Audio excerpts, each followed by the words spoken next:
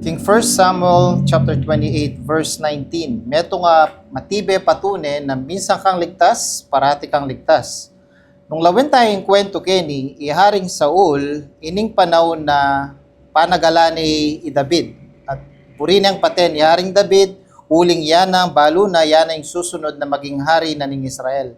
At king pagkakataon na ini, ing Gino, alin na ni pakiramdaman, ing pangadi ng haring Saul. And dinatanging pagkakataon, dareng-kareng kalaban dareng Filisteo, lumusob nala kayang kaharianan ng Israel.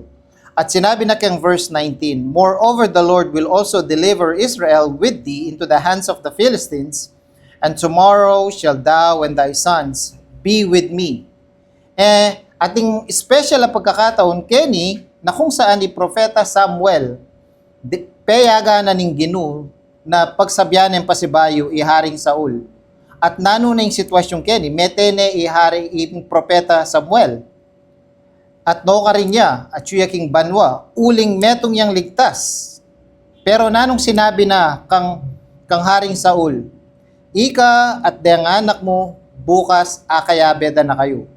No ka rin, king banwa, uling iharing Saul hanggang ginawayang karumal-dumal na kasalanan, makanano yang mete, kinangwayang espada na, siksak na yung sarili na, maragula kasalanan. Pero even though, itang maragula kasalanan ita, uling bayo na pa meging kapatene i David, bayo na papete yung sarili na, menampalataya na iking Gino. At ita, matibe a katunayan na king 1 Samuel 28:19. Matibay ang katunayan na misang kang ligtas, parati na kang ligtas.